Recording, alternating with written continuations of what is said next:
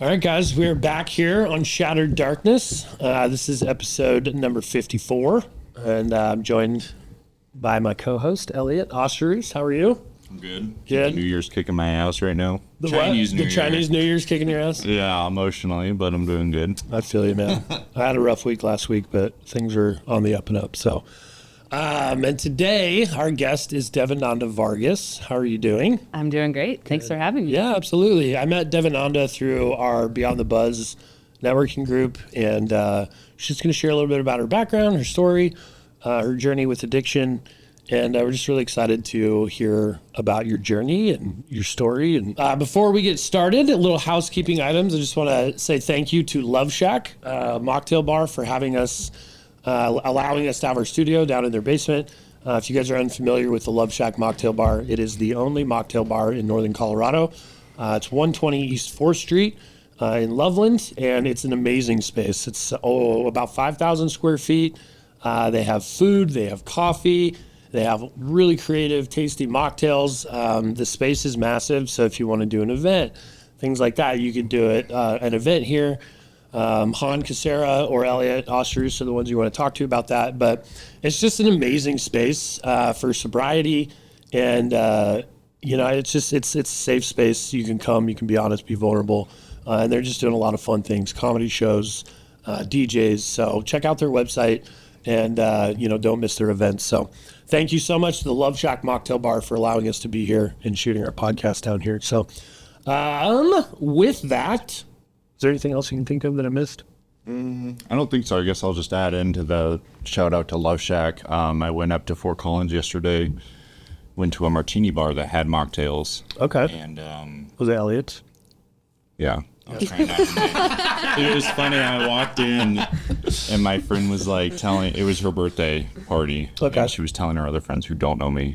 She's like, "Oh, Elliot owns this place," and I had them going for like 30 seconds. Dude, that's hilarious. 30 seconds, dude. That everybody believed her, and I was like playing along with it. But just want to add into there too. Like I was paying $12-13 for mocktails, and the cocktails were also $12 and $13. So Love Shack is much more competitively Very priced. $6 to $8. Yeah, I think the most expensive is $9. Yeah. So just wanted to. I also want to plug on that too, because we went up to Old Town last week or a couple weeks ago, and dude, the mocktail menus at bars were horrible. Like it was like you can have like a ginger beer or like a soda, and it was just terrible. So this place is awesome, man. It's a great energy, and you just have to come check it out, to experience it. So. I'll be here most likely. What's that? Night. I'm here most nights. Yeah, I was gonna say come in. I'm here all the time too. It's just a fun environment. You can come work here, just sit at the bar and have a mocktail. But they're doing really cool things, man. I'm really proud of Han for following his dreams and his vision, and this space is incredible. So with that, I also want to say thank you to our followers, our subscribers. You guys have been clicking the buttons, and we've noticed it, and leaving comments and all that. So we really appreciate it. Obviously, the likes and subscriptions, all of that stuff just help us create a bigger impact. So we really appreciate you guys following us and engaging with us. That just helps us, create better content and create a bigger network. So we appreciate you guys. And with that, we are going to get into Devananda's story. All right. So I'll kind of let you start wherever you want to start with your background, but we'd like to get a little background on you, where you're from, Okay. all those kinds of things, a little family background, and then kind of move into your journey in life and, what led you into addiction. Okay. So we'll ask some questions along the way and let the conversation develop. Awesome. So Cool. All right. Grew up in New Mexico. I call it the land of entrapment. The slogan is the land of enchantment, right?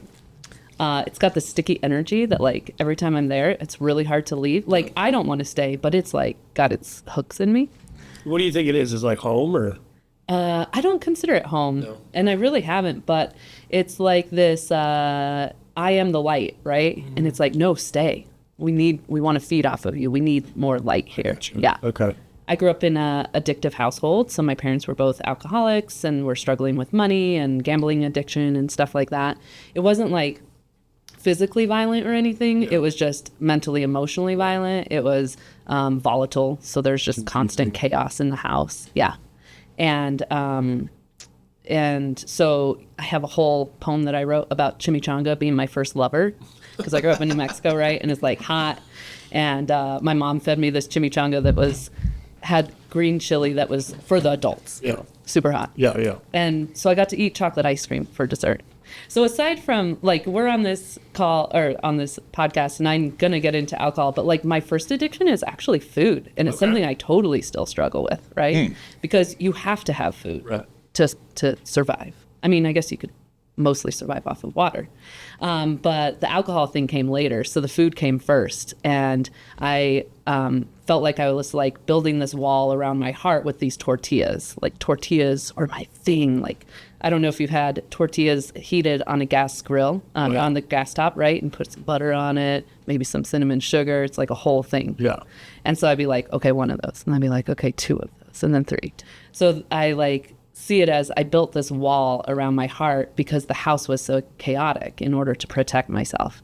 And I'm totally an empath, so I'm like feeling the energies. I was like into my role is to be the peacekeeper, and there's so much like anger, so I was like very uncomfortable with anger for a long time.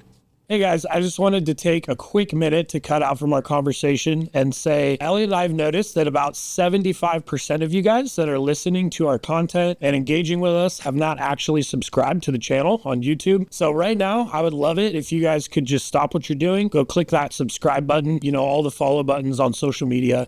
What this does is it helps us grow our impact. It helps us grow our guest list, put together better content, basically grow our network, our brand, so that we can create better content for you guys. So it's a huge, huge help for us if you click that subscribe button right now. Thank you so much. And I didn't drink. I didn't start drinking until I was 21.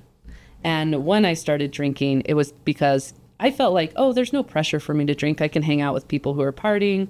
And then it just started being like, oh, I feel like I'm left out. Like, I'm not participating the way, like, am I missing something? And it went into this, okay, I'll just kind of start. And so I think it was like Bacardi and orange juice or whatever, and pineapple and coconut, like something. Yeah, something, sweet. But it slipped into tequila real quick. Yeah. And so then tequila was my thing. Oh. So going back, do you have any siblings? I have one sister, yeah. Okay. Did you guys grow up together? Yeah, we're very close. I mean, she's 18 months younger, so like Irish twins. Oh, wow. Okay. And she lives in Australia now, but we were very close as kiddos. And then in high school, kind of like went our separate ways. She was on the swim team. She had like all the popular friends. I was like trying to get the fuck out of New Mexico. I was like, I hate this place. I hate everyone here. I'd shut down my sexuality like in middle school. And so that was the whole thing of just feeling like an outsider. But yeah. Do you mind talking about that a little bit, the sexuality thing? Yeah. Like what caused you to shut that down? Was it the relationship between your parents? Well, I mean, that's like part of it, right? It's just not feeling safe to be yourself. Yeah. It was more, I had a sexual abuse incident with a coach from volleyball. And that was like the final thing. And it was like right when it would have been like I would start to explore, and I was telling some of the friends of the other girls who were playing on the volleyball team, I was like interested in them. And then the coach was in a way what like now I was like, no, you can't be that person. That's not how this world works. My parents, on the other hand, would have been totally supportive. We had a lesbian couple who were very close friends who we got to be around. But I didn't see it that way, right? And so I thought I was being told, like, no, you're not allowed to be like this, and you're disturbing the team and your other teammates, and this is inappropriate. And let me show you how you're supposed to be in this world with a man. And so that was like this pivotal point where it shifted everything. Because I know now that I've done all my trauma healing and my shamanic journeying, like going back, I'm like, oh shit. It was in that moment that I stopped hanging out with certain people, that I stopped doing the singing and dancing group, that I moved away from art because I had been so creative and I was doing all this art. And I was like, oh, that's the moment I shut it down, and then shifted onto some other timeline, this other version of me. And in my head, I was like, okay, if I can't be that version, I'm going to show you that I can do your version of life better than you can do it. And then I went on to this trajectory of like, fuck this, I'm going to get the grades, I'm going to go to college, I was first generation, I'm going to like go set up the life in this other version I thought was what I was supposed to be doing. There's so much, I love the 20-year like gap there between that recollection, because I think there's a lot of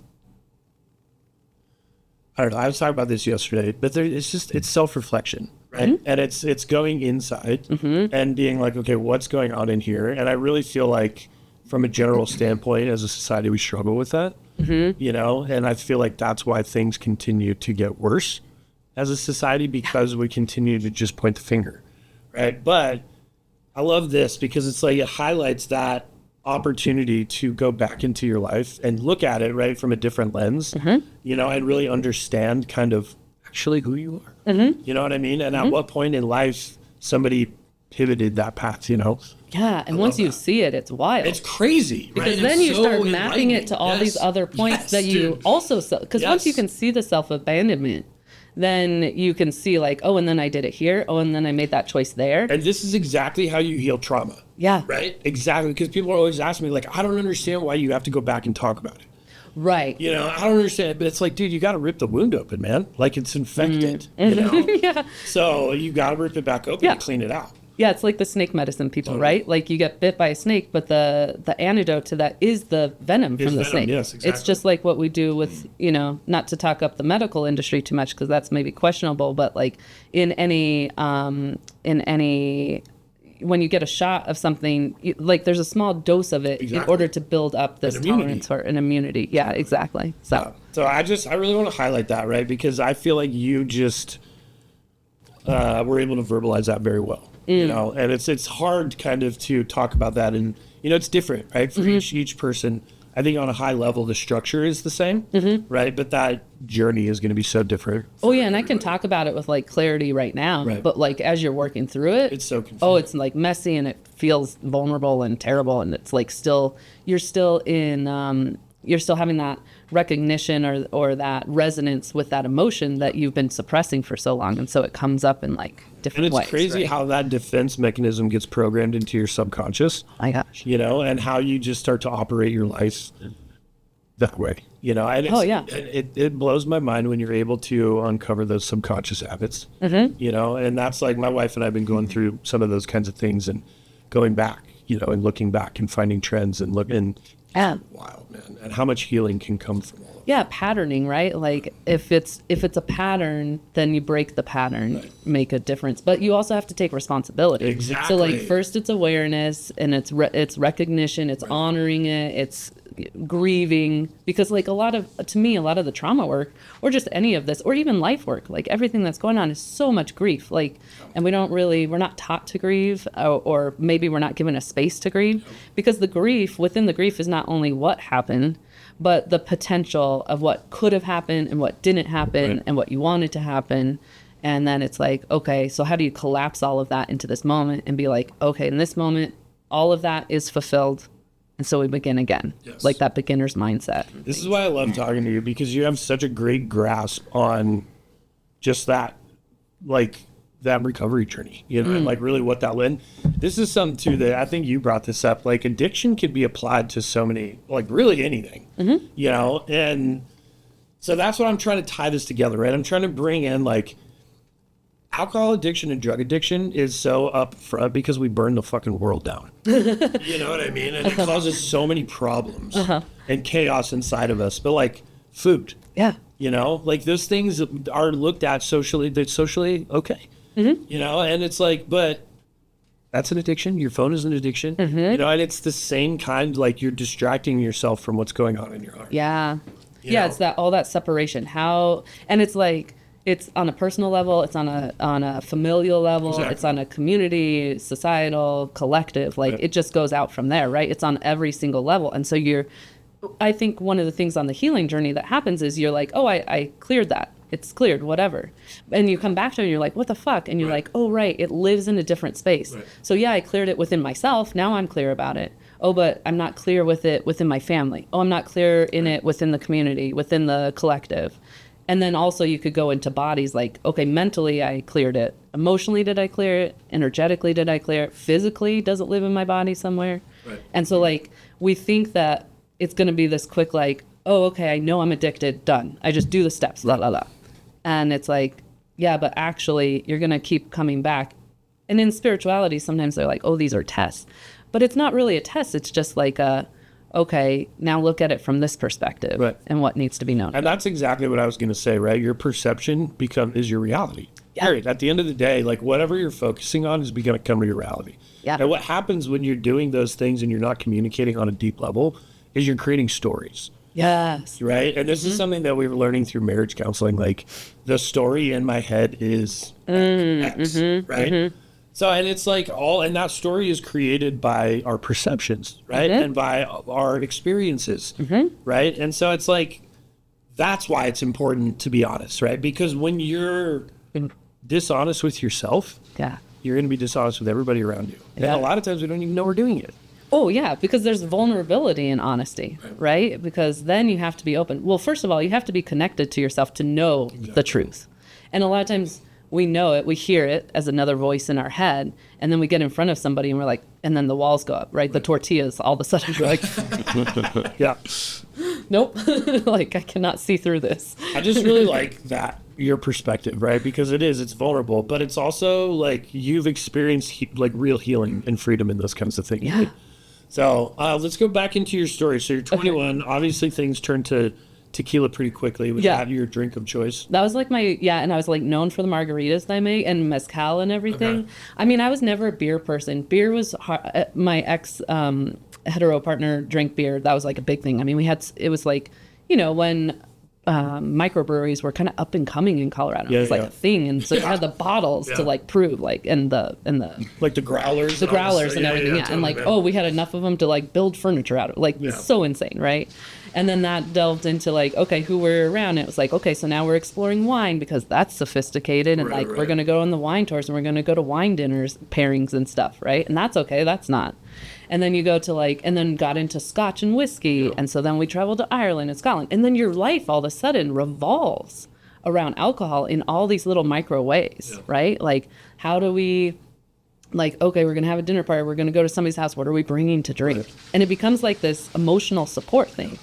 Because, like, in a lot of ways, alcohol, or it can be used, or we get this perception that it's going to, like, break down the barriers and, like, oh, I can be my authentic self. Oh, I'm freer. I'm not as inhibited, right? So there's less inhibition, which is great. But there's also a separation where that's the risky part, too, because now you're open to, like, anything. Right. And you're not holding your integrity with your true authentic self. I feel like I got on some loop away from your question. No, you're good. And I mean, I just I'm like just kinda- orbiting it. Oh, you wanted me to go back to 21. Yeah, 21 'cause is you're just kind asking of that progression, Yeah. right? Yeah, and so then that was like this building of this lifestyle. So then it becomes a lifestyle and it becomes an identity, right? And so now you're like, I'm the person who makes the margaritas with this mix, who everybody comes to the party to have those margaritas. We throw the birthday party once a year where we're doing a Cajun boil for everybody. And so the payment, because of all the seafood, is like, here, I brought you a bottle of Lafroy. I brought you a bottle of Cole Isla or whatever the whiskey and scotch of choice was. Yeah.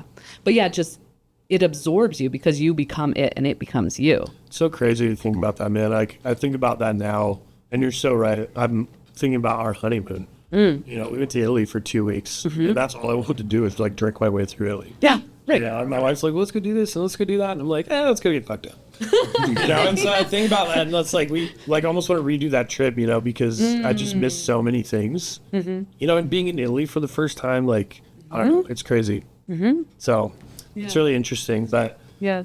How old were you when you realized that you're like, oh, fuck, this has got a grip on me?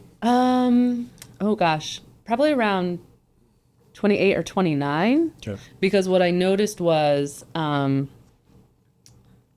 was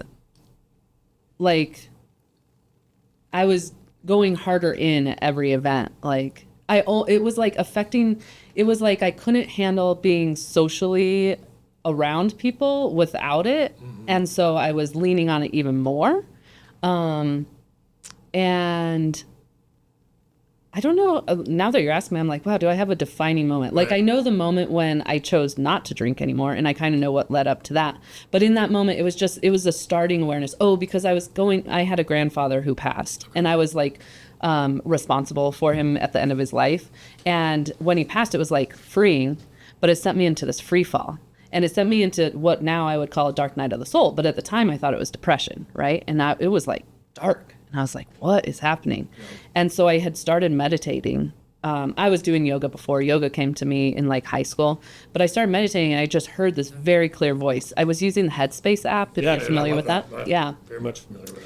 And I did that for years, and it would track for like, I was like, I'm going to get 365 days. Like, that's a different type of addiction. So anyway, so in one of those first ones, I heard like, I'm healing from the inside out. And I was like doing yoga. I was doing yin yoga on the floor because we were having a conversation before we started the podcast, but about not wanting to do something, but then when you get there, it's fine. Totally, yeah. So I was at this job and I wouldn't want to go. And to be fair, it was kind of a toxic environment. And I'd be walking the dog in the morning and I'd like break down crying. I'm like, why am I crying about going to work? Right. There's this resistance in there. And I was laying on the floor doing like yin yoga, just melting and being like, I don't know what the fuck is happening. But then socially around everyone else, I was showing up like, hey guys, everything's great. It's fine. Let's go do this. What are you doing? Let me support you. Like, let me feed you, which is what I had been taught to do, feed other people. Let me like whatever light is left in me or I'll give it away. Energy, I'll give it away.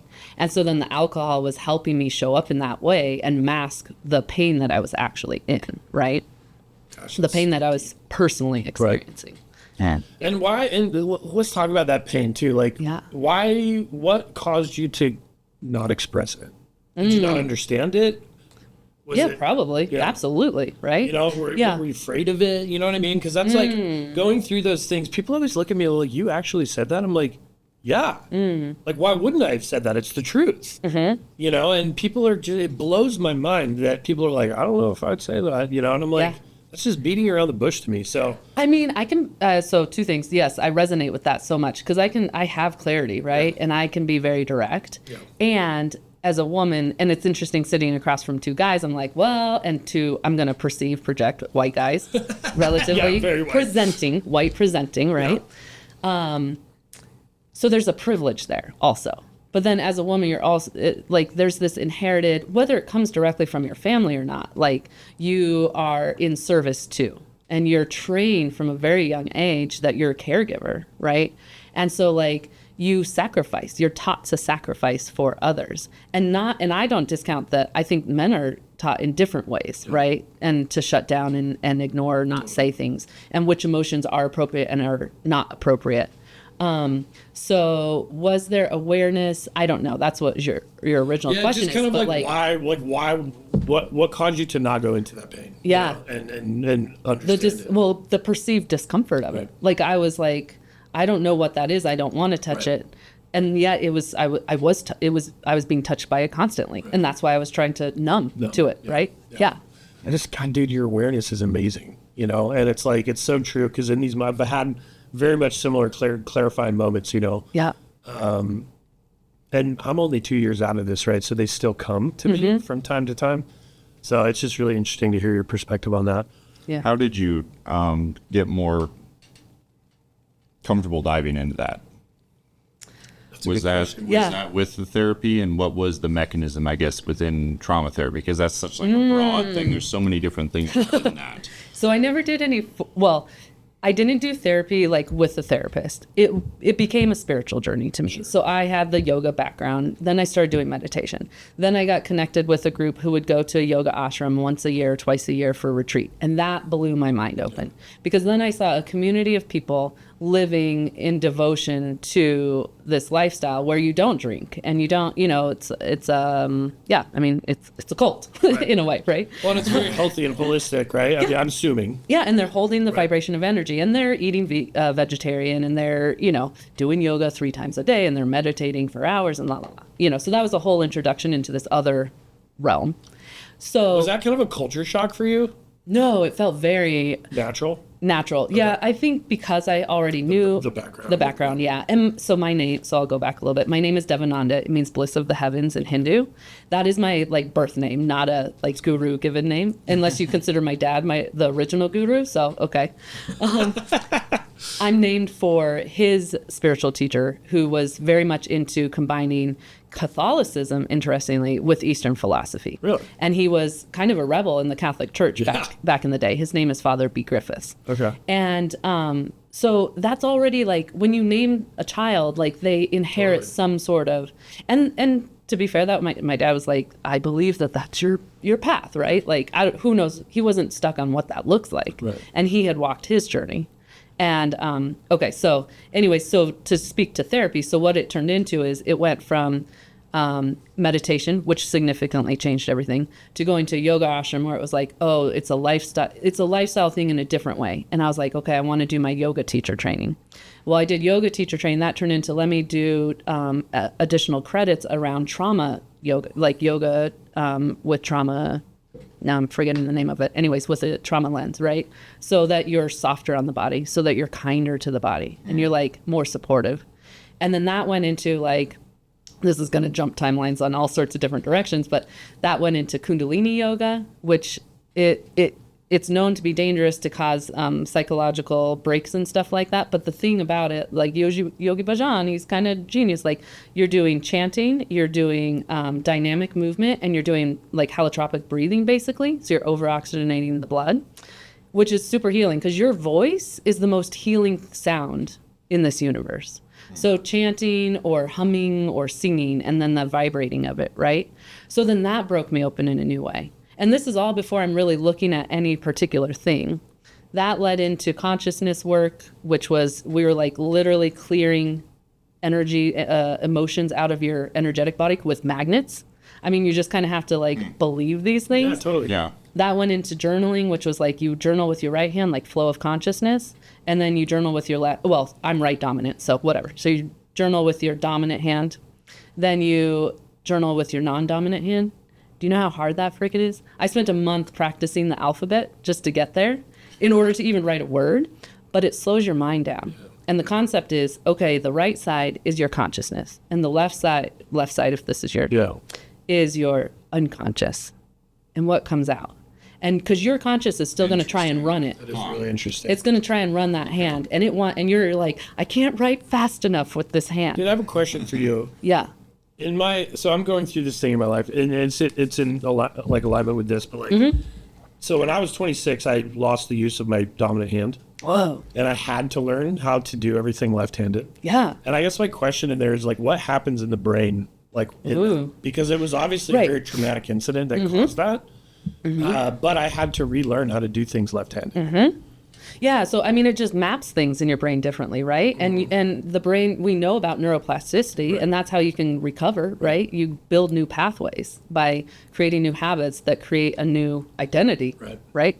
And so, yeah, it's fascinating that you had it in such a traumatic way. Yeah. But there was probably something that was being asked to be known, if you want to go that far. Well, and that's like, I haven't explored this because traumatic why, like, we're just now starting to go into this. Yeah. And it was 13 or 14 years ago. Yeah. And it was a traumatic, and my family was involved in it, and I'm just curious, because I don't know, there's a lot that went on during that time. And you said that, it kind of triggered that in my brain of like, I wonder if that opened up some level of consciousness, Yeah, absolutely. Right. So yeah, I just care because we're starting to dive into all that. And yeah. It's traumatic, but it's also really enlightening. And I mean, I think that's part of the work, part of the experience is like, when you're in it, you can't fully see it because you're in the forest. You can't see, if you're walking on a trail and you can't see the peak, but you're going to Long's Peak or something, right? When you're in the forest, you can't see it, but you're going there. And before you got there, you could see Long's Peak and you knew, okay, I'm going to take this journey and get up there. Yeah. And then when you're on Long's Peak, it looks totally different than like... That's really interesting to think about that. Yeah. Your perspective exactly changes in every moment. And so to think that at any moment we actually know what the fuck is going on, you kind of just have to collapse it all and be like, in this moment, this is what's true. And that's I think that's why spirituality works so well for a lot of people too, because it's like you can't fathom that stuff. And it's like, I just can't go there. Like, it just doesn't make sense to my human mind. So faith, right? And those kinds of things, like something bigger. Right. Like there's something else. Yeah. And then that's the question. I mean, if you want to talk about God, it's like, okay, if you're the one traversing and you get to the top, like, are you God? Because if the whole point is like, oh, I need a higher perspective, and you work your way up to that higher perspective, and then now you're at a new baseline. Right, exactly. And now you're in this new baseline, and now you're like, okay, now I want the next higher perspective. Right. Yep. And so we keep climbing in a way, or like, I mean, let's do it in a feminine way, not a... I think as people, have you ever sat and thought about eternity? Yeah. You know what I mean? I mean, I lived at a yoga ashram for 3 months, so Yeah. you think about a lot of shit. Dude, and for a it's while. like, I remember laying in my bed at night as a kid, you know, like 10, 12 years old, and thinking about, like, trying to fathom eternity. It's impossible.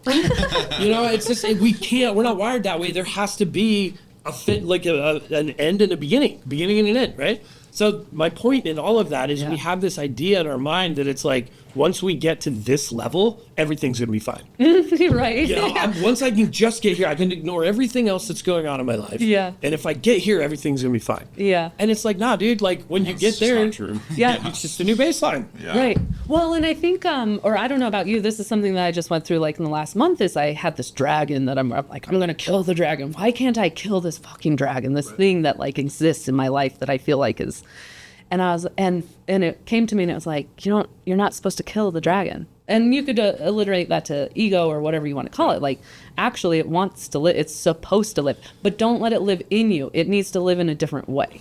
Because part of it is, like, all of that comes with you. Right. Even in the transcendence or whatever, right? It's still, but you're not over-identified with it anymore. It just is and it was. And you're like, okay, and that served me, and now I'm here and I know differently, and how do I do differently? Do you think that mindset allows room for grace?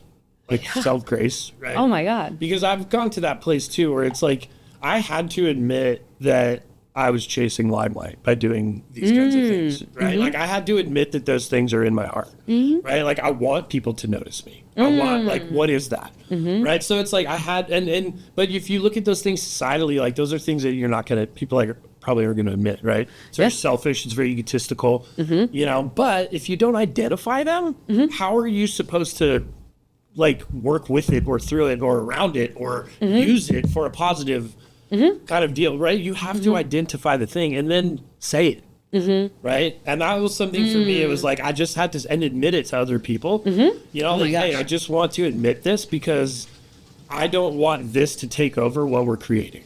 This egotistical idea of like, it's all about me. We're creating this. No, we're doing this.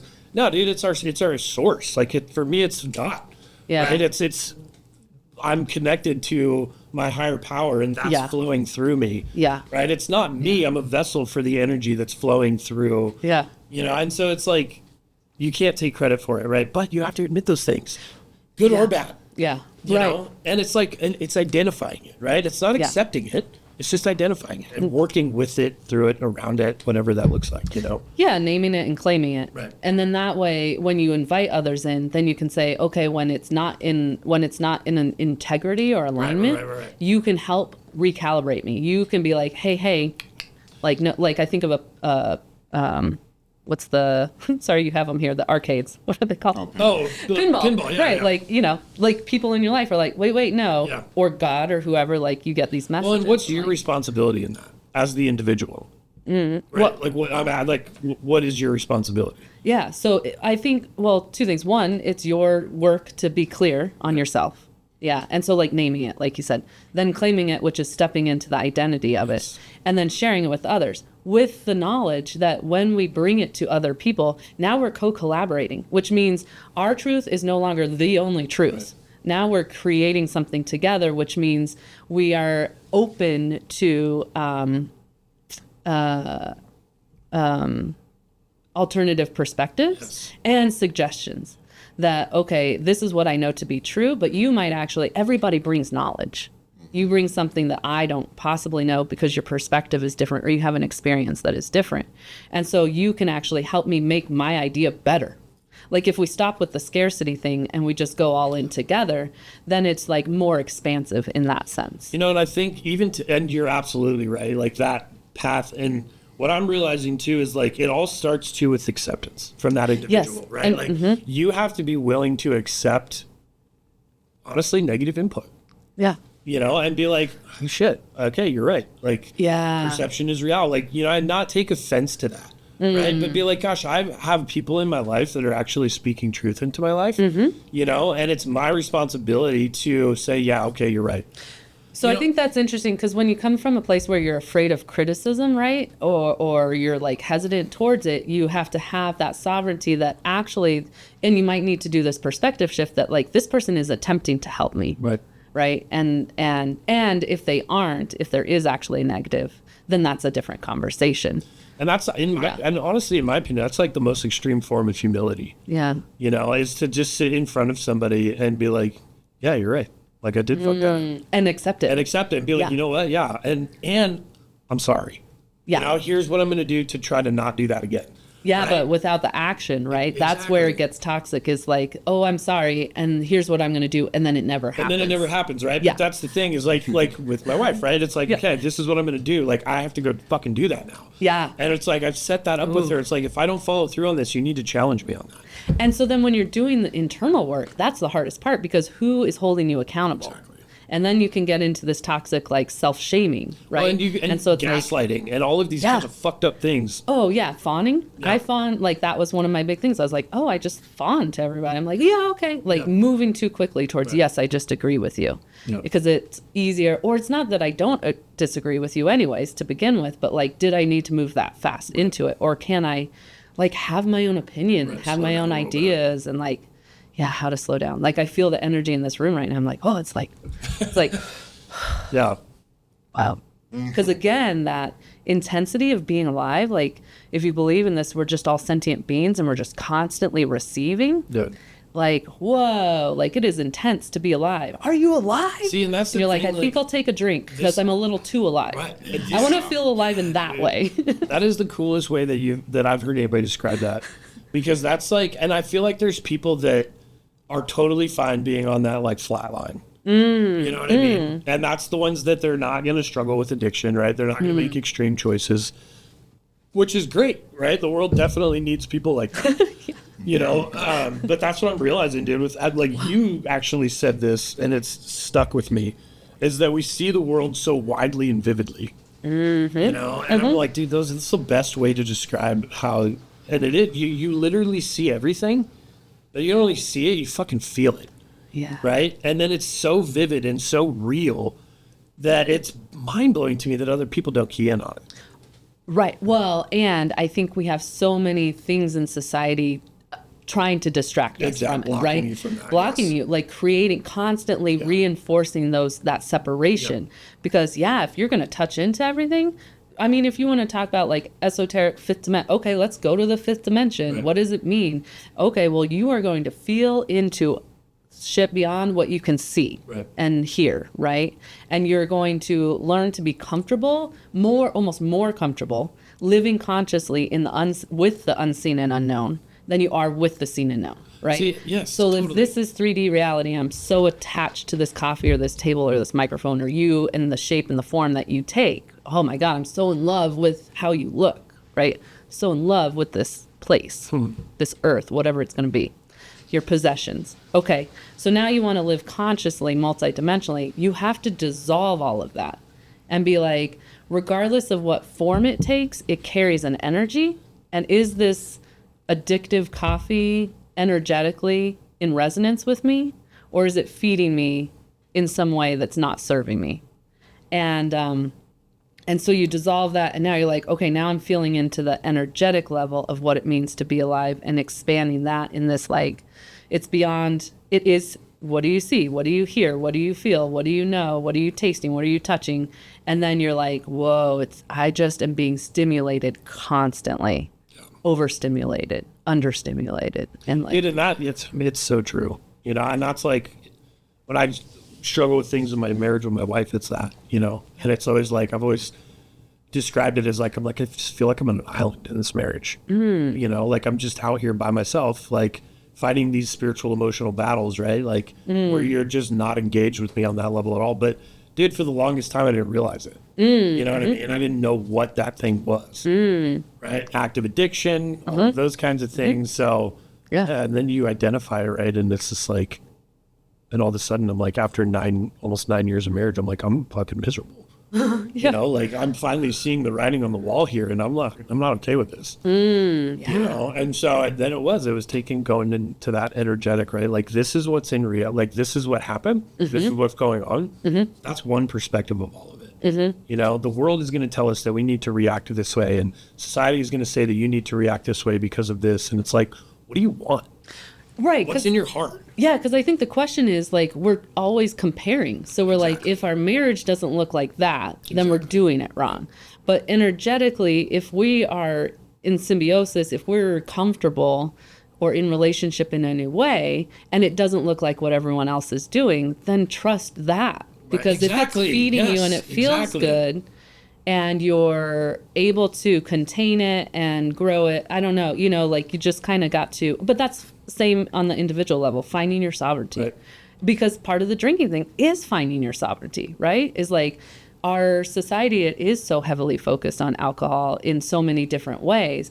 And so to show up at a place where you're the only one that doesn't drink, like say early on in the journey, or you're going to I'm going to loop it back to mine. So when I did stop drinking, then it was like all of a sudden, what is my emotional support drink now that I can do this while I sit and I patiently with myself, forgive myself for the fact and not judge others that they still want to drink or use that or whatever, or never even had addiction around it. Like they were one of the people that was like, sure, whatever, take it or leave it. And you're not one of those people. Yeah. No, and that's so true, man. I don't know. It's wide and vivid, everything. And I told my wife too, I was like, just key in on the things that I'm talking about. Like now that you're connected to the spiritual and emotional level of life, like now key into it, and all of the sudden the way that I'm moving and operating and it's going to start making so much more sense to you, and instead of questioning all of these things that we're doing, you're going to be lit up by it. And it's like you're going to start to see the spiritual, the emotional impact that we're trying to have. And it's just cool, dude. Like, I love that. It's so crazy. One, I totally forgot to call Devananda this week. So this is, I called her at like 9:45 this morning. And I was like, hey, you're on our schedule. Do you want to come do the podcast? And she had no idea. So we end up getting it like last minute. And it's just like this super relevant conversation to my life, man. Like exactly what's going on in my life. So it's just, I love that. Like, what is that? You know what I mean? Like, that's not a coincidence. No, not at all, right? Like, when you start getting into the energetics, I was like, because when you messaged me, I was like, clearly it's on my side. I, timeline hopped, and I haven't been paying attention. No, I just suck at details. I just showed up today, and I was like, all right. Because when you get the invite from the universe, are you going to say yes? Yeah. Right? And it just happened, it's not like I dropped everything. I mean, I did have another plan, and I just kind of felt into it, and I was like, this feels mischievous and miraculous, and I'm like, so fucking flow with it. Who knows? Yeah. Who knows what the point of it other than it's go hang out and have a conversation. Yeah. And that's I agree. You never know what's going to happen, and I love that. And to the point that you all bring something to me, I didn't know I'm going to come and learn something from you today. It's not a one-way transmission. Just if I'm the guest here doesn't mean that I'm not also gaining from being in this. And that's the most selfish thing about this whole podcast was that for me, the rooms didn't go deep enough, and honestly, I never got to talk, and I hated that. Right. I wanted to talk about my situation. And so tell your story. Yeah, exactly. And so we created this, and it's been an amazing learning opportunity, and it's fun to watch. I think you could really see my progression through sobriety through these episodes over the last year. But you said something really interesting. So you said when the universe, it's something along the lines when the universe gives you a yes, that you should follow it. Can you dive deeper into that? Because I think that can be easily misconstrued. And this is something that I'm starting to really tune into. Okay, sure. I've seen that movie Yes Man, where he says yes to everything, oh my gosh. right? And it's it's all this great stuff. And it's but when you're in addiction, right? That's my gosh. The yeses was the thing that got us into the rock bottom phase, right? So I guess for me, it's kind of not always working on the facts, right? The facts, everything could be factually this makes sense, but then my gut feeling is no, but it doesn't. And it now that I'm sober, I've gotten more in tune with that. But I wonder if you could just expand on that, how do you determine what the yes and which ones of those you're going to follow? Because the universe is always giving you invitations. Oh yeah. I love that question so much because there's so many different things to say about it. Because part of the healing journey to me, or the recovery journey, would be trusting yourself. Because once you recognize that you were self-abandoning or you were taking this quote unquote easy yes, then you have to go through the whole grieving thing again of forgiving yourself and coming back. So like, how do I trust that my yes is yes? And it's such a thing then you're starting to come into discernment. And so in a way, there's like this whole process where, okay, so coming out of recovery or in healing, so now you're clearing the channel. You're detoxifying on every level, the physical, the mental, the emotional, the spiritual, the energetic. So now if you know, like, I am the clearest vessel I have ever been today, okay, now I'm getting these invites from the universe. And so, yeah, to your point, it's more of a sitting with the energetics of it and talking to your body or yourself, your higher self or your God, and saying, like, what does a yes feel like? It's muscle testing. What does a yes feel like in my body? Yeah. Is it up energy? And what is a no? And typically, not always, but a no is based in fear or is just could just be a flat line, like, nope. Like if it's not a hell yes, it's a fucking no. Mm-hmm. But if the body constricts around it, right? Or the mind starts going like, okay, yes, but just this, and then we won't tell anyone around it, and no one will notice, or like just this one time, and like let's play with it, right? So, so it's interesting because the yes, it's just coming into secure relationship. Really, is to me the easiest way to reflect it is so that, because for me, one of the things I learned is I don't like being told no. Like, I don't want to be told no. So if I'm going to talk to my guides or my higher self and be like, is it safe, sanctioned, and appropriate to go do this thing? And I get a no, and I'm going to be like, yeah, right. And then I'm going to start negotiating. Yeah. Okay, well, what if I do that and I do this? Because now I'm going to prove to you that I'm worthy. And like, that's a whole fucking loop too. Yeah. I'm probably going off on 100 different tangents about your question. But I think this is a super, okay. I actually think this is very, like, you're answering it very well. I very much agree with what you're saying. Yeah. Mm-hmm. So how do you trust? And like, can I say one more thing? Yes, yeah. Okay, so like, yeah, when you're talking about like the universe is offering you things, like that is one of the other, like in spirituality, or like say people who do massage therapy, right? Like they have this energetic cleansing that they do. They wash their hands and they've been touching bodies. So you're like, okay, I wash the energy off of me. You work at the Love Shack, you have 50, say you have 10 people in here, but you have 50 people or 100 people in here. You are in there, we're in each other's energy fields. Mm-hmm. And if you're holding your sovereignty in one way, but you're not, you don't want walls anymore. You don't want the wall of tortillas. You want it to be, the energy comes and it goes and it's not mine. And do I have the discernment between what is mine and what is not mine, right? And so when there are energies coming at you that are like, hey, let's go have a drink, hey, or whatever it is, sure. Have another tortilla. It's no big deal. You'll be fine. Mm-hmm. You can trade it for walk-off or whatever. The point is like building the recognition and like noticing when it flips into ego or flips into this negotiation and knowing, it might not still be no. It's just you got to slow it down. Right. But slowing it down means feeling the feelings because it's easier to move faster than it is to slow down. And right now, at this point in human history, we're catapulting forward. Yeah. This energy of the horse, this AI stuff is taking us so far, so quick, right? Instant gratification, instant this, quicker this, quicker this. But our bodies as humans haven't evolved to that level. Like we're struggling with, can I have a drink or not? Not am I flowing out and creating some like AI corporate board, something that is like going to run a city. I don't know, right? Yeah. Because we have access to that sort of technology. And so it's about, like, I think one of the hardest parts that's shifting right now is we have to be in touch with the body, but the body moves at what feels like an excruciatingly slow pace compared to the way we interact with the world in general. And so when you actually are looking for that clear yes, it's like, whoa, can you get in? And then the harder test, sure, you practice that in your own space at home, in a bathtub, you're like, okay, is this a yes? What's a no? Yes, what's a no? And then you go out and you try and do it in public. And then that's the whole next expert level, right? Like Ram Dass, he teaches he's old guru from like the 70s. And he would be like, when you think you're enlightened, go hang out with your family for a weekend and then come back and tell me how enlightened you are. Yeah. When you live at a yoga ashram on a mountain, great. fucking great all the time. I mean, there's a mini community there, so there's still representation, but like you're in a container. It's just like when you're in therapy or you're working with a coach. In the container, it's a safe place to explore it, to feel it, to know it. Now, can you take what you learned in that container and apply it outside in actual life, in relationship, in whatever? And so it's building that skill to know what's an actual yes, so that no matter what energy comes at you or to you, you have your process and you are willing to take the time to stand in that integrity and check in.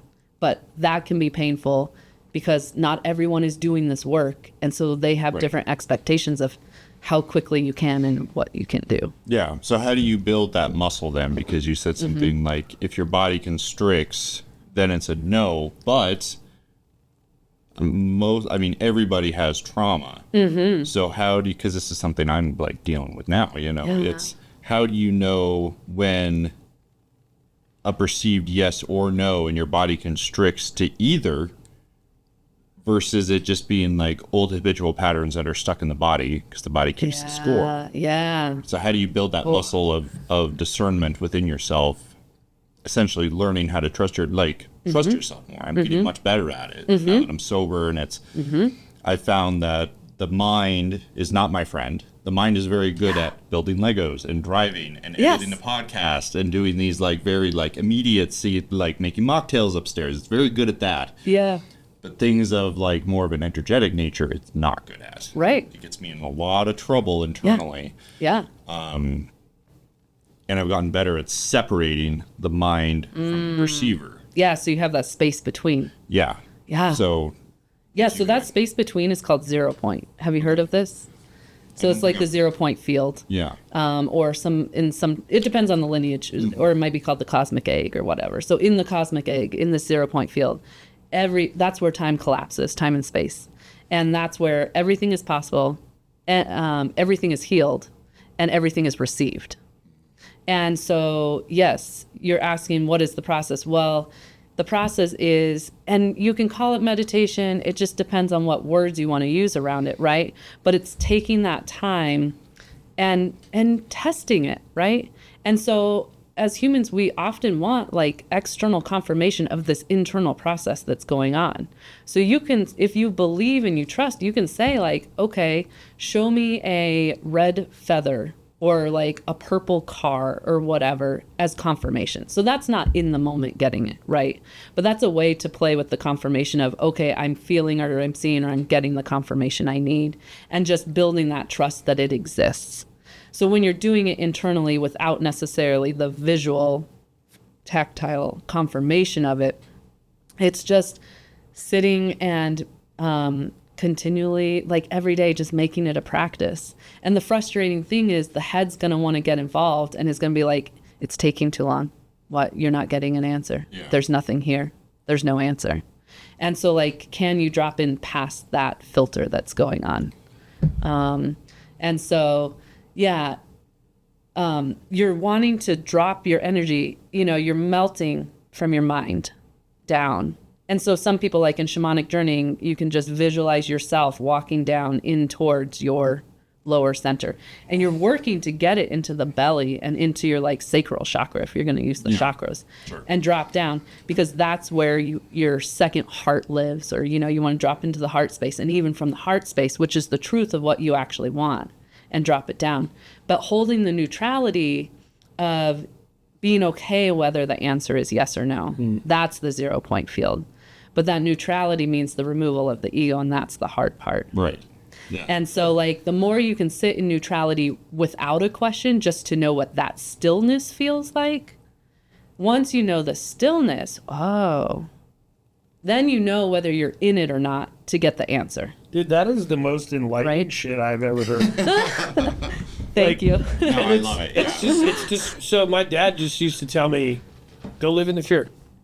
Just go live in the fear. It's the same thing, right? Yes. Like just do your best to mentally understand what that looks like, and then go live there and play those scenarios out, right? Like what happens if this happens, right? Like what happens if X, like, okay, what am I going to do if that happens, right? So that's how I'm going when I'm scared about, that's what I'll do. I'll go in and play out the scenarios. So that's interesting and kind of dangerous because that is engaging the ego. And the ego loves to make stories, loves to make some scenarios. Yeah. And it's subversive, right? The ego is like, oh, you want to play? Let's fucking play. Okay, if you do that, here are all the worst things that can happen. Oh, you want to play in what'll happen if it goes well? You're not wrong, right? That's helpful. Yeah. Because what you know then is, oh, what excites me? That's the energy that's the yes versus the energy that's the constriction of a no. So now you pull it back in. That's kind of like future casting, right? So like I used to fly fish. I don't know if you, but you like back cast, right? So you go and you grab this idea. You're going to throw it out in front of you, and then you're going to let it float across the water while you're asking and then you're going to reel it in and maybe reel it in or maybe back cast again, but you're going to bring it in. And then you're going to land it in this moment. And so now you know what excitement yes feels like, and you know what constriction no feels like. Okay, now sit in the neutrality, because now we want to ask if the question, now we're asking the question to see if it's in alignment with where we're headed. Right. So now in this neutral point, now that I know what yes feels like and I know what no feels like in this moment, okay, If I do, not if I, and you don't want to should yourself or could yourself, because that really fucks with your ego too, right? Because then that goes into a whole shame thing. Anyways. Yeah, totally. But it's like, okay, is this the most optimal choice for this outcome? Right. Yes or no? And then you just, do you Okay, I got a question in that though. As an addict, does the no attract you? Right. Right? Okay, have you read Existential Kink? It's a book. I've heard of it. Or heard of it? Because there's pleasure in the pain. Yeah. There's pleasure in the suffering. Well, and I also realized that when shit breaks, Yeah. that it can be rebuilt much better. Right, but that can become toxic too. Exactly. Everything can become toxic on either side. It's all about balance. Because that's, dude, I mean, my wife looks at me and sometimes she's like, do you just want to fucking burn the world down? Right. You know, and there's times where I'm like, yeah. You know, like for sure. Let's go. You know, and then there's times where it's like I'm more strategic and not as emotional and, Yeah. you know, things like that. But, yeah. God. I mean, like, part of the question is who's involved in your world, and are you doing it with an intention of hurting people? Right. Are you doing it with an intention of helping people? One of the hardest lessons for me has been like, you're going to hurt people regardless, no matter how much, because in the over-mothering, that can also hurt people. Right. Overprotecting people, not being clear and direct can hurt people. Well, and that's kind of something I was talking to my wife about the other day. Yeah. You know, and I was like, there's still crime in passivity. Mm-hmm. You know what I mean? Like, there's still a crime in that. Like, just because things look on the exterior that they're going really well. Yeah. Like, there's deeper stuff, you know? Like, if you're not showing up for my heart, like, that's not going to work for me. Mm-hmm. You know what I mean? So it's like, there's more than just what's right here. Mm-hmm. So I know, like, and that's something that I struggle with. I don't have an answer, but it's like, okay, I do all this work. I get very clear on what it looks like me to meet. Right. When I hurt myself, when I don't, when I'm integrity, when I'm not, when it's a yes, when it's no. You start adding other people in, you had the world in.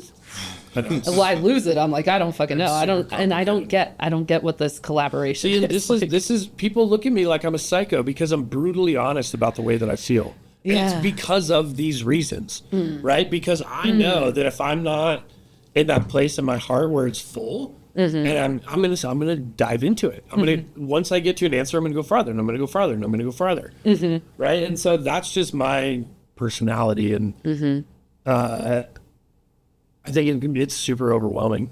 And I think there's part of the journey that's like, where it's just fucking messy, right? Like, totally. you're swinging this way to be like the exact opposite of what I know. I don't drink anymore. I don't do this, la, la, la. And then you swing and you're like, oh shit, that didn't serve. Hold on. And so, like, yes, this titration happens. And the more clear you are, like the more you clear the channel, the more clear you are, it gets this refinement becomes, it gets like, it feels narrow. It and does. it feels restrictive But it's and not, constrictive. because it's only serving. But ironically, Yes. yeah, exactly. It's actually more powerful, right? There's this quote that's like, creativity thrives in chaos, but genius thrives in structure. So it's one thing, there's chaos magic. It's one thing to have all this chaos, to burn the world down, to create something new. And there's a place for that. But ultimately, the genius is actually going to happen in that structure where you're channeling the energy into whatever it is. And I think that that's where we are when we come out of rehab, right? We're in that place where we're just changing so much and everything is acceptable. Yeah. Right. And we're like, okay, where do I plug into the world now? Yeah, because you're trying to reconstruct your whole world. Yeah. Like, you are the creator and the destroyer. You are God. Like, you become more confident in the choices that you make and the path that you're on. You become somebody that needs to be convinced. You know, it's like, hey, I'm on this path. If you want me to get off of it, you better convince me. You become a skeptic because before you were just going along to get along. Or you're just like, yes to everything to feed the addiction, right? And now I'm like, I'm going to challenge that. You know, that doesn't line up with the mission or what's in my heart, or, you know, and that can change. Yeah. Oh, that's huge. And we have to be open to that, right? Like that mission, that vision, that can change. The neutrality, of like, it might not even be that the mission and vision changes. It's the how you get to there. Totally, right. That might be what's changing. We have to be open to that, right? Like, I mean, and that's where things happen, right? Like, you don't know everything. I don't know everything, right? So it's like, what? Yeah, exactly. I know. Sorry, guys. I thought you talked to God, it's and I'm very divining disappointing. God. It's very disappointing. I don't know everything.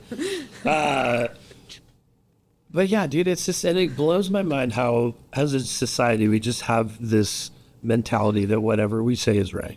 You know, and it's like, no, you're an idiot.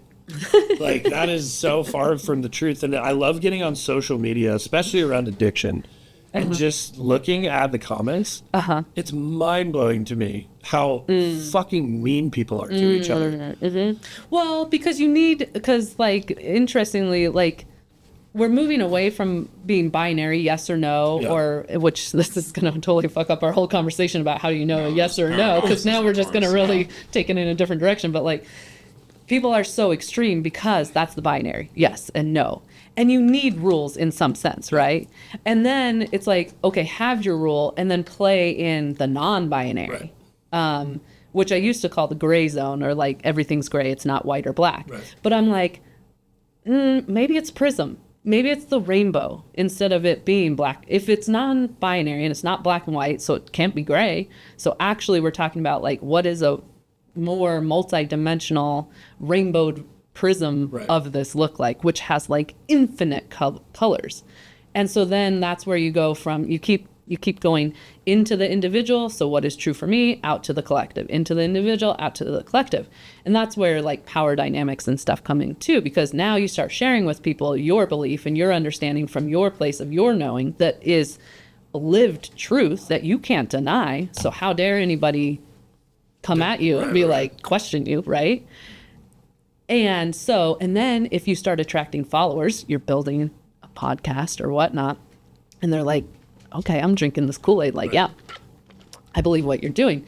And so then the next step is like, okay, if I have this power that I know, and now people are giving me, empowering me, how am I reciprocating and empowering them too?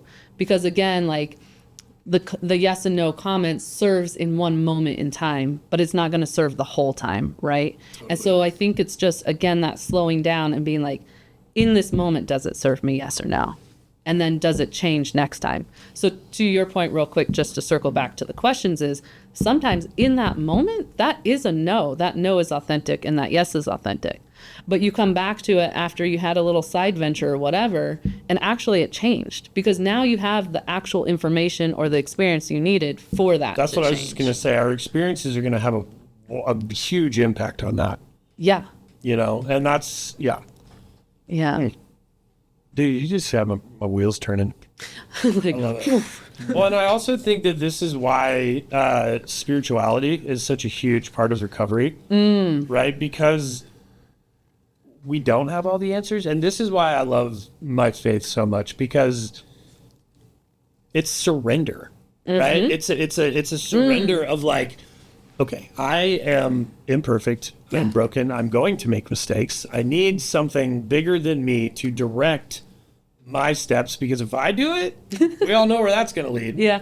You know what I mean? Yeah. And so it's like Yeah. spirituality makes sense so much in addiction, and because it answers a lot of those things that we can't fucking answer. Yeah, so I want to maybe blow your mind with one other thing. It's like, okay, so once you've identified, okay, I'm in this place where it's not serving me anymore, and I know this is, so then whether it's God or source or the universe, whatever you want to call it, if you can be in relationship to it as that's a future version of myself, right, who's coming back through time and space to help guide me to get to that point. That future version of myself made it. That future version knew how to make it happen. And so they're reaching back through time and space and being like, oh, hey, when you're asking that yes or no question, you're asking that future version of yourself, not any outside, source. Right. You're asking yourself, is this in alignment? Is this person's podcast going to help me? Yes or no? Is this job going to help me? But you're asking you. And so you stop outsourcing, right? Because again, to the point of addiction, you're outsourcing it to the drink. You're outsourcing it to the people. You're looking for that. Because we're looking for belonging. Like, that's all we're doing. And when we drink and we have friends who drink and like that's what we do together, we're communal beings, right? To be here is to be in community and in relationship with infinite either people, things, animals, the elements. And so, but we want to know that we have a place. The ego wants to know that it exists independent of everything, right? Because to believe that we are all everything, like it gets really messy if you dissolve the boundaries. So we want boundaries, but we want healthy boundaries. Right. And so if we're this location where these ideas and these thoughts and these feelings and these emotions come into, and we're then you're always at home. Like you can go anywhere and you're comfortable in a way because you are home base. And then, interacting with other people, like have this sovereignty. We're just a whole bunch of individuals. And that removes this like inferiority, superiority. And all of a sudden, I'm not like above you or below you. Now, people, if they're not in that same place with you, are going to feed you as if you are above them or below them because they're still working on that, right? Yeah. But if you're in a place and you're meeting people, which is the empowering part, when you come and you're like, we're equals, which if you come from an addiction background, there is some sort of imbalance there where you feel inferiority. And then in other ways, you feel superior to other people. That's so interesting. Yeah, that's super interesting about future. I like that too. Yeah, I actually had an experience with that. You met your future self. So probably about 5 or 6 months ago, I was at a Recovery Dharma meeting. And the meditation, the concept of it was that you're in a hallway and you open a door and what do you see essentially? And like the doorway was to your inner deeper self. And I saw myself, how I felt at that point, and I saw myself laying on a bed in the cabin I used to live in before I moved up here. And when I was in the depths of addiction, I came up with this image of myself with my heart energetically bleeding out into the bed, like red. And I saw that image. And then the meditation said to go up to you and talk to yourself. And I went up and I touched myself and I said, Elliot. And then all of a sudden, I remember, because I was at one point in that cabin feeling that way, imagining that image, and I felt a touch. Yep. And I felt, and I heard my name. It was so clear. Yep. And I have 2 German Shepherds. It was so clear. I thought there was somebody outside or in the room or something. And I knew that if there was, they would go berserk, But I very much experienced that like illusion of time where my past self was interacting with my future self. And then it went the other way. My present self was interacting with my past self. Yes. And that was a moment where it was just like, cool. Like time is nothing. And conceptually we can get that, right? Like time is not linear and time is not experienced from point A to Z. Yeah. But when you experience it actually, of it flipping both ways, Oh my God. It breaks boundaries of like, well, okay, I really don't know what I don't know. My crown chakra is so stimulated right now. Yes, because that's what healing is.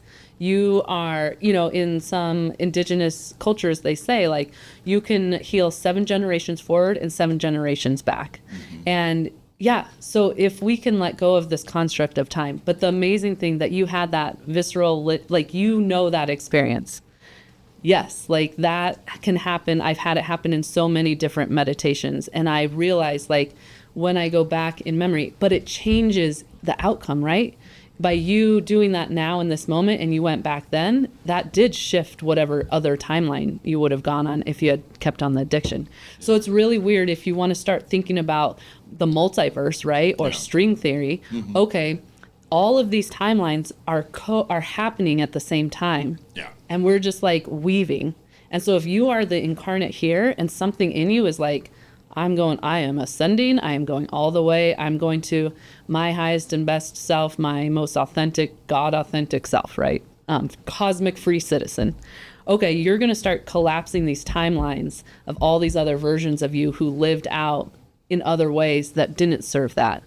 And so from this moment, you get to go and touch all of those and bring them in to heal them. Because what you did is you healed it in that moment. That's fucking wild. Yeah, that's so cool. It was definitely a little. My share after the meditation was definitely a little more.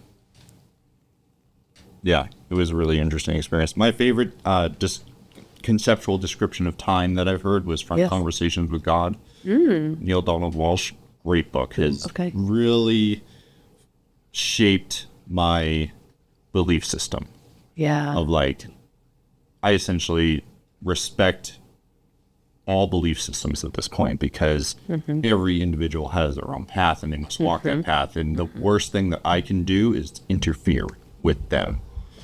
But in that book, they describe time as an infinite stack of paper, all existing at the same time, each one very unique, but the same. And we are simply, our consciousness is simply going through this stack. Yep. And we experience it literally like from point A to Z, but it's all there at any given point. Yes. All of it. Yes. So when you talk about like, I'm just going to like bring us back to where we started, this contemplation on eternity. Well, if it's non-linear, then any moment is any moment in time. Yeah. And that's eternity. So we don't actually die like in that way, right?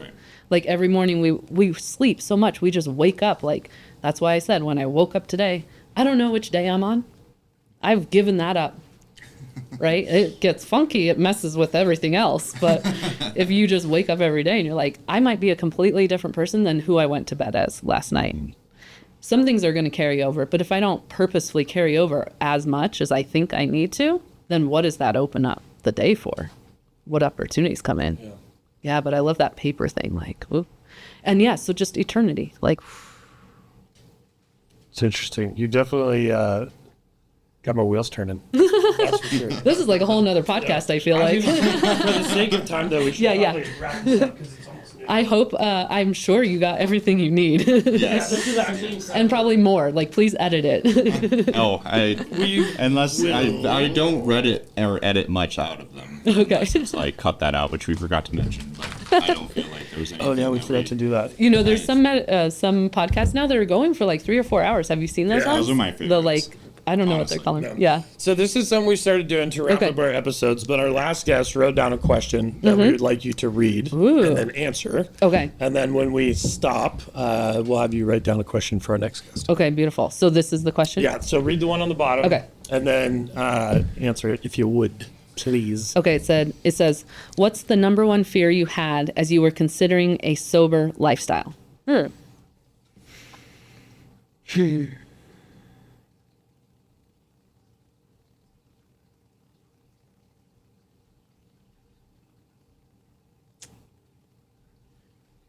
The number one fear I had was that I was going to lose everybody. And I did. And I'm still here. How did that okay, we talked a lot about fear and things like that. I mean, what gave you the courage to move into that space? By that point, it was like I couldn't not do it. Yeah. Like it was just so clear within me that, and I did not know how it was going to go, but it was just like, I can't. You just had this bigger mission for vision. Dude, that's exactly. And it almost was easy. Yeah. It was just like, it just, everything else became a no. Yeah. It's so wild that you say that because I'm in this like same boat, like went through some pretty hard stuff last week in my marriage. And you asked me, dude, you're like, you said like, just don't drink. And that was the only fucking time I thought about it. Well, it's good. I know, but I was like, I was worried about you. I know, but it made me think like it never even entered into my brain, you know? Yeah. So, and I think it was because of that, right? Like everything else in my life is just way more important than that, you know? Yeah. So, Yeah. that's awesome. I love it. Devananda, you are an incredible human being. Very enlightened. I love the way that your brain works. I love the work that you've done on yourself. And thank you so much for just stepping into this with like 15 minutes just to spare. I really appreciate it. And is there anything else you'd like to add before we... I can't even think of it. Like, I'm so excited for you guys and these conversations that you're opening and just, opening people up to being more vulnerable. Having stories told are so important to have that representation, to be like, oh, I see myself in that person, right? It's just, that's all it really takes is like, oh, it's possible. So. The crazy thing too is like everybody's story is so different, but so similar. Right. You know what I mean? It's like anybody can find healing in the exact same way, but their stories are also different. Yeah.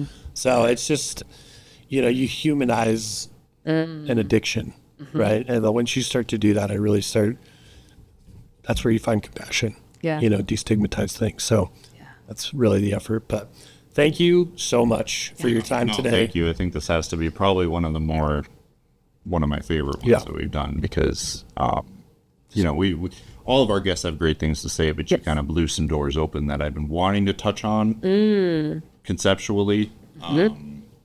But I was just waiting for the right moment. Well, and if you ever want to come back and have more conversations, I mean, I love this kind of stuff. Yeah, absolutely. So, I feel like we have hours left that we can catch up. Totally could. Yeah, anytime you're welcome. So, well, with that, guys, we're going to let you go. Thank you so much for tuning in to Shattered Darkness. Don't forget to hit the buttons, like, subscribe, and we got some exciting things coming your way that we'll share with you soon. So, thank you so much, and we'll see you next week.